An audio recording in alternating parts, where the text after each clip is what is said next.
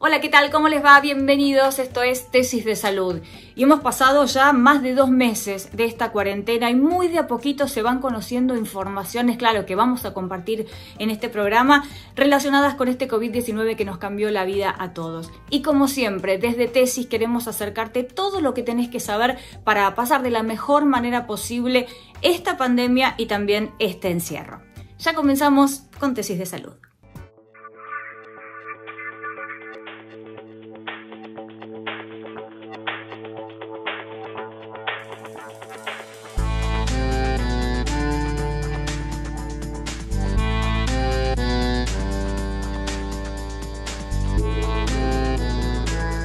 Nos acompaña ahora el doctor Juan Ignacio Rojas, que es coordinador de la Unidad de Esclerosis Múltiple del CEMIC. Doctor, ¿una persona que padece esclerosis múltiple es más propensa a contraer COVID-19? Definitivamente no. La enfermedad, si bien tiene un componente inmunológico en donde el sistema inmune se activa contra lo propio, no predispone a los pacientes ni los suprime para estar más propensos a una infección. Tampoco el tratamiento que están recibiendo. La persona con esclerosis múltiple, independientemente del tratamiento que está recibiendo, tiene las mismas chances y probabilidades de infectarse por coronavirus que la tiene una persona sin la enfermedad y que no está recibiendo el tratamiento. Eventualmente podríamos discutir si aquel paciente que está recibiendo un determinado tratamiento pueda llegar a tener una evolución distinta en el caso de que se infecte. Pero concretamente una persona con esclerosis múltiple no está más propensa a infectarse y esto va más allá de la enfermedad si contemplamos también el tema de los tratamientos. ¿Y cómo afecta el encierro a una persona que padece esclerosis múltiple? Sin dudas el encierro afecta a pacientes y no pacientes. El encierro tiene un impacto desde lo que es lo anímico, lo emocional en las personas, y en un paciente con esclerosis múltiple también no es ajeno a esa situación. O sea que sin dudas el encierro tiene un impacto desde la parte anímica y emocional en los pacientes. Pero hay un impacto que también va más allá de esta afectación desde lo anímico y lo emocional, que tiene que ver con muchos pacientes han acumulado o tienen algunas limitaciones en sus funciones y entonces lo que indicamos es la rehabilitación, la actividad física, el poder estimular y moverse. El encierro, en la medida de que no nos permita llevar adelante una rehabilitación, una ejercitación, una movilización del paciente, tiene un impacto que va más allá desde lo anímico y lo emocional, que es esto de empezar a disminuir ciertas funcionalidades que se ganan con lo que es la rehabilitación y la actividad física. Por eso es que el encierro, más allá del impacto desde lo emocional, desde lo anímico que pueda tener en un paciente, también puede llegar a tener un impacto en la medida que no nos permita llevar adelante la rehabilitación o la estimulación física que pretendemos en los pacientes. ¿Cuáles son los cuidados que hay que tener en este contexto con respecto a esta enfermedad? No hay cuidados en particular más allá de los que se recomiendan para la población en general. Esto tiene que ver con las medidas de distanciamiento, el uso de tapabocas, el uso de barbijos, el intentar evitar el acceso innecesario a instituciones de salud en donde quizás se está haciendo un triage y una separación.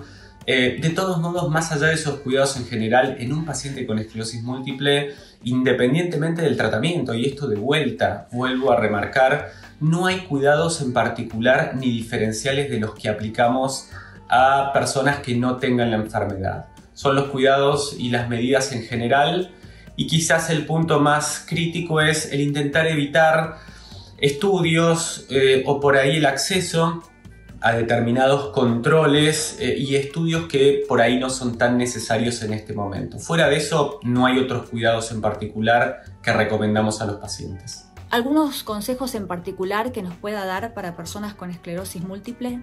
Hoy quizás los consejos más importantes sobre los cuales trabajamos, quienes estamos involucrados en el cuidado de pacientes con esclerosis múltiple, pasan por 3 vías. El primero es que tengan la certeza de que su enfermedad no los predispone a mayor riesgo de infecciones. En muchos casos nos encontramos con pacientes en los cuales tienen miedo de que eso sea así y no es así. La enfermedad no los predispone a mayor riesgo de infecciones. En segundo lugar, que se mantengan informados por vías oficiales, que se mantengan en contacto con sus médicos tratantes, que manejen la información oficial, porque muchas veces la información que no es oficial y que viene desde lados no chequeados puede generar mucha ansiedad y preocupación en los pacientes. Y en tercer lugar, sin dudas, tiene que ver con la paciencia. Este es un momento en el cual se genera algo de incertidumbre, en el cual puede generar ansiedad, pero lo más importante es que ya va a pasar. Mientras nos mantengamos en contacto, mientras mantengan el contacto con sus médicos tratantes y manejen la información, como recién les mencionaba, la ansiedad va a bajar y la paciencia nos va a llevar a que, una vez salido de esta instancia, de este momento, volvamos a encontrarnos. Y este contexto de pandemia y el COVID-19 nos puede afectar de distintas maneras. En este caso estamos con la doctora Laura Zafirstein, que es médica dermatóloga. ¿Qué pasa, doctora, con las reacciones de la piel, justamente en relación con el COVID-19? En relación a las manifestaciones cutáneas por COVID-19, les tengo que contar que si bien en Argentina no es considerado, o quizás a partir de este momento se lo incluya, como criterio de caso sospechoso, el 20% de los enfermos de COVID en algún momento manifiestan erupciones o trastornos en la piel. Hay 5, erupciones que particularmente pueden dar señales de COVID o están junto con el COVID, aunque sean casos asintomáticos desde el punto de vista respiratorio. Son las afecciones papulares, vesiculosas, algunas que parecen la urticaria, otras que parecen pequeñas ampollitas. También pudieron darse algunos herpes zóster muy hemorrágicos, pero fundamentalmente hay algo que debemos destacar y que a veces también sucede en las personas jóvenes, que son los dedos de manos y pies que parecen sabañones. Esto es por el compromiso de los pequeños vasos o de los vasos que, tiende a producir el COVID. El COVID también puede dar lesiones como necróticas, se llaman, es decir, lesiones como oscuras por destrucción de algunos pequeños vasos por los pequeños trombos. Entonces, básicamente lo que nos importa es poder distinguir ese tipo de lesiones que pueden ser atribuibles al COVID. Doctora, ¿y cómo prevenimos las manifestaciones cutáneas en cuarentena? ¿Qué consejos nos puede dar para minimizar los contagios, por ejemplo? Durante la cuarentena se producen muchísimas lesiones en la piel. La piel es un órgano muy sensible a los cambios externos y sensible a los cambios internos. Entonces, tengamos en cuenta que independientemente de todos los agentes que utilizamos para desinfectar, que son muchísimos y a los cuales no estamos acostumbrados, de que muchos de nosotros hemos tenido que recurrir a la limpieza, de todas las casas y por ende a la utilización de muchos productos que provocaron lo que se llama dermatitis por contacto sobre todo en la piel de las manos, pero a la vez también esas dermatitis a veces se hicieron extensivas a sectores como el enrojecimiento facial, y toda la piel del cuerpo se encuentra como mucho más descamativa, la piel está muy seca, los recambios se hacen rápido. Entonces, en esta combinación de productos alergénicos junto con el estrés que elevan el cortisol, nosotros estamos con síndromes de piel sensible por un lado y en algunos casos llegamos a alergias muy importantes. Esto es muy importante, por un lado, resolverlo, porque si no se va a transformar en un problema crónico, y por el otro lado también diferenciarlo, como en otra oportunidad comentamos, con todas las lesiones que se producen por COVID. Doctora, ¿algunos tips para cuidar la piel en esta cuarentena? Para cuidar la piel durante la cuarentena hay que comprender un poquito lo que pasa. Lo que pasa es que la piel está, sometida también a cambios de temperatura, está sometida, a eventos relacionados con los vapores de todos los detergivos y de todos los desinfectantes que estamos utilizando. Así que si tenemos rutinas habituales y normales, por un lado hay que mantenerlos. Rutinas que siempre son convenientes como complementarios de tratamientos domiciliarios para lograr una mejoría, digamos, y una prevención de envejecimiento. Y de esto me estoy refiriendo a nivel de lo facial. Y a nivel de lo corporal, lo que tenemos que tener en cuenta que no solo en las personas adultas, sino también en los niños, tenemos que humectarlos, tenemos que hidratarlos, tenemos que hidratar la piel. Lo importante es la utilización de, digamos, productos que sean lo suficientemente fluidos, porque los productos muy grasosos pueden llegar a adherir más fácilmente al virus si uno estuviera en contacto con ellos. A partir de los 40 años, tus articulaciones se empiezan a desgastar. Elegí atacar solamente el dolor o atacar la causa que lo genera. Curflex te ayuda a restablecer la flexibilidad de tus articulaciones. Curflex, seguí haciendo lo que disfrutás. Y no hay que dejar de lado los efectos psíquicos, los efectos emocionales de esta cuarentena. Carla Vitale es psicóloga, está con nosotros. Carla, ¿cómo seguimos sosteniendo el encierro? Tenemos que mejorar nuestro nivel de calidad de vida y tenemos que segregar mayores niveles de neurotransmisores y hormonas como la endorfina, que es la hormona de la felicidad, la oxitocina, que es la hormona de los apegos y los afectos, la dopamina, que es la responsable del placer y la motivación, y la serotonina, que es la que se encarga de que tengamos un estado de ánimo tranquilo.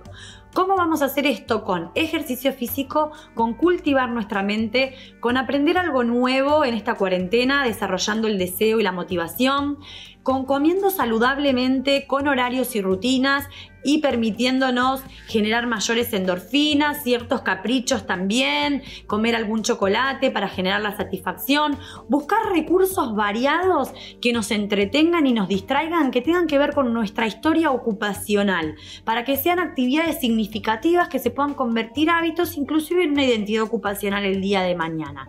Si trabajamos en casa, crear un entorno óptimo de trabajo que no interfiera con el agotamiento y el burnout en el lugar de descanso. Otra de las cuestiones es que intentemos desarrollar alguna tendencia altruista. Hacer el bien por el bien mismo me va a hacer bien. Practicar la gratitud, valorar, agradecer la salud, la familia, el trabajo. Hay mucha gente con insomnio por estos días. ¿Cómo combatimos los problemas para dormir? Bueno, vamos a intentar con estos consejos y con estos tips que podamos descansar y conciliar el sueño mejor. ¿Por qué? Porque los argentinos se vio que el 32,5% de 1.000 personas respondieron a una encuesta realizada por la Universidad Abierta Interamericana en el AMBA que no están teniendo problemas para conciliar el sueño y para dormir. Entonces, venimos a poder ayudarlos en este tema. Tenemos que hacer dos cosas importantes. Durante el día, hábitos de vida para mejorar el sueño, y llegando la hora de la noche o cuando nos despertamos, higienes del sueño se llama, ¿sí? Una rutina de higiene del sueño. ¿Qué implica esto?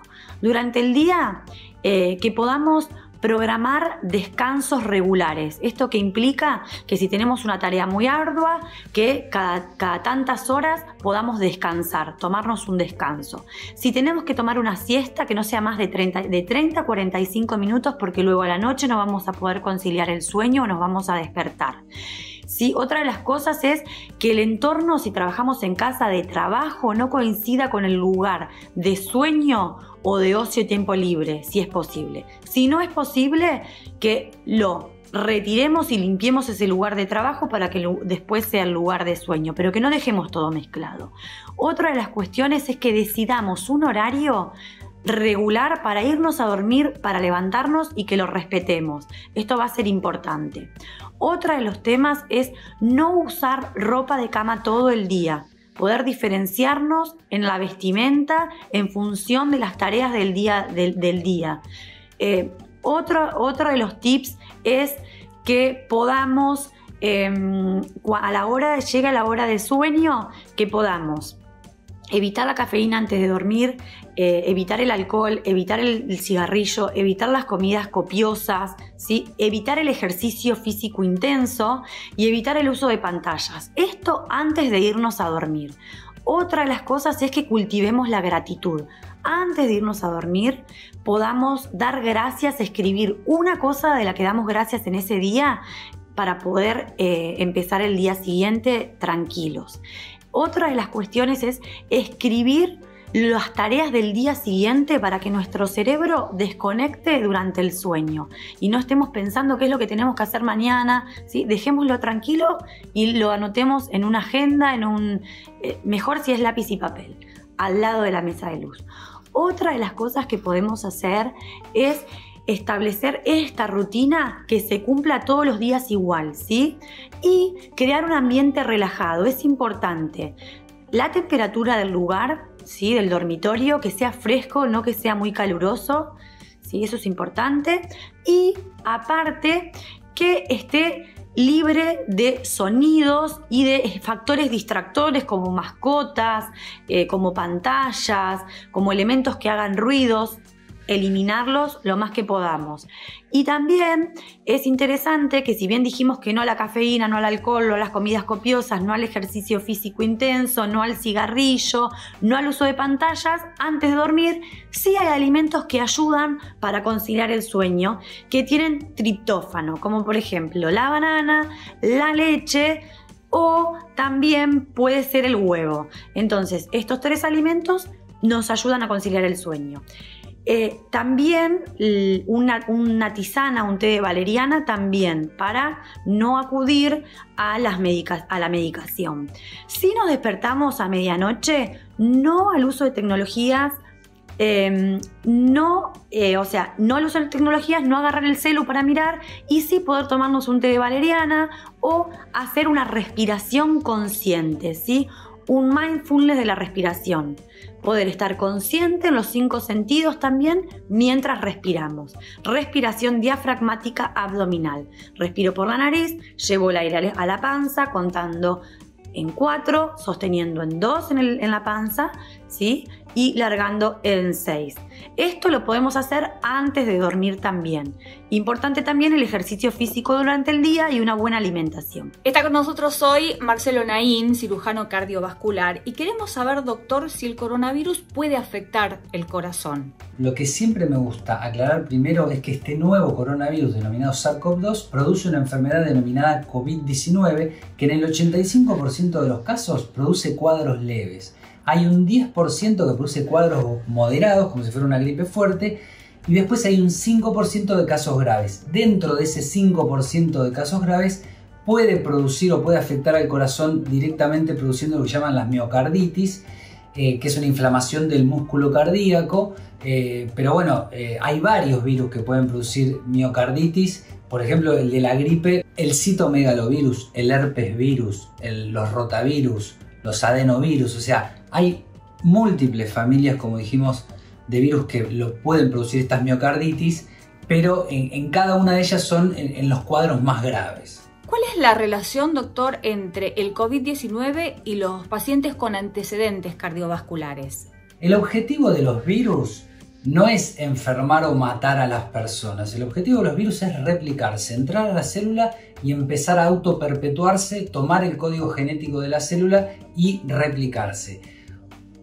Si este virus ingresa en un organismo que está debilitado por una enfermedad crónica, como puede ser una enfermedad cardiovascular o puede ser una enfermedad crónica de otra índole, obviamente se va a encontrar con un organismo más debilitado en el cual lo puede complicar más. Como dijimos, en el 85% de los casos son casos leves, pero hay un 15% de casos moderados y graves. Entonces, en ese porcentaje de moderados y graves, un paciente con antecedentes cardiovasculares está en peores condiciones para defenderse de la agresión del virus. Por eso nuestra recomendación para los pacientes con antecedentes cardiovasculares es que extremen las precauciones para tratar de evitar el contagio.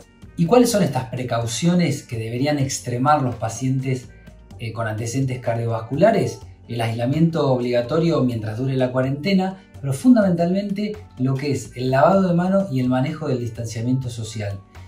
Se han hecho estudios muy interesantes en los cuales toda esta situación mundial que estamos viviendo de aislamiento y la conciencia epidemiológica que ha tomado toda la población mundial ha hecho que haya descendido en forma muy importante otras enfermedades que tienen la misma forma de contagio.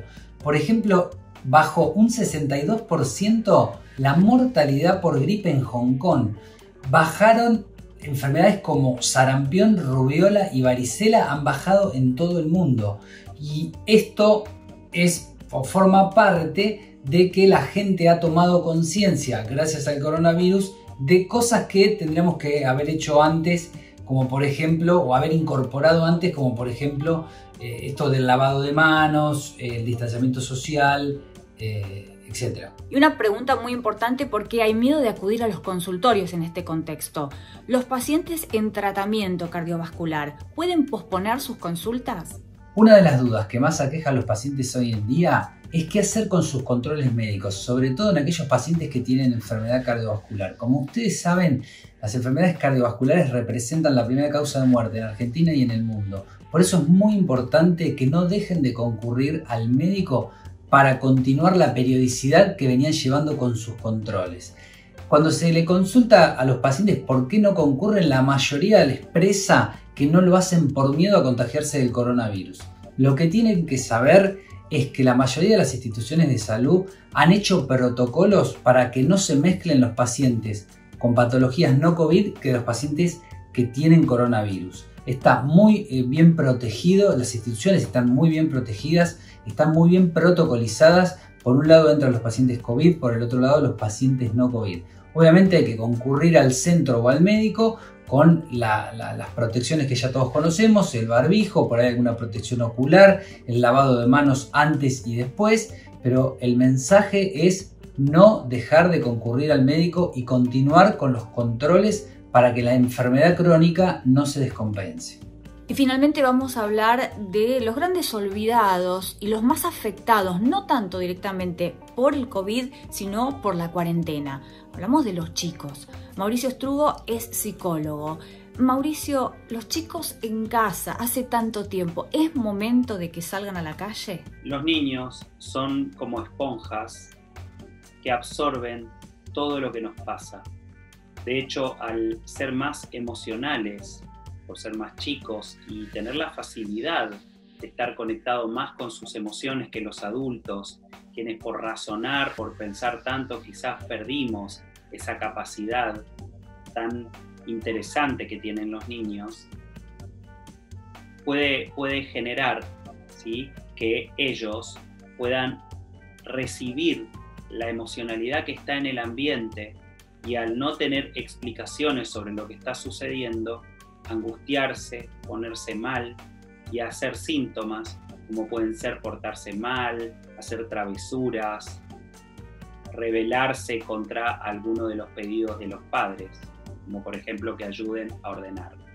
La manera de acompañar a los niños es pudiendo informarles de la mejor manera posible, adecuando la información a sus edades acerca de todo lo que está sucediendo.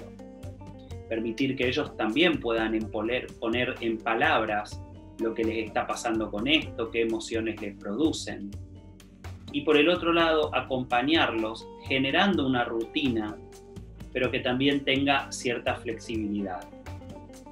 Esto quiere decir particularmente que tenemos que tratar de que los chicos no se acuesten tan tarde, tampoco se levanten tan temprano, ni tampoco mucho después de las 9 de la mañana, por ejemplo, porque al no tener clases a lo mejor no tenemos la obligación de llevarlos al colegio, pero tenemos que tratar de que ellos tengan una rutina para que les permita esto estructurarse. También tenemos que acompañarlos con las tareas que les van dando de los colegios, que para ellos es una situación nueva. Hablar con sus amigos, hablar con sus maestros, con una pantalla mediante, no es lo mismo que estar en vivo, en interacción presente y no de manera virtual. Y todo esto también tiene que ser acompañado y también respetado, porque los niños puede que por momentos no quieran. Las escuelas con el objetivo de poder acompañar a los niños y seguir con el ciclo lectivo están mandando mucha tarea. Y hay chicos que, digamos, tienen por toda la situación un ánimo que va variando. Hay momentos que no tienen ganas de hacer las tareas, hay momentos en que es difícil que se puedan sentar frente a una computadora a tener clases virtuales.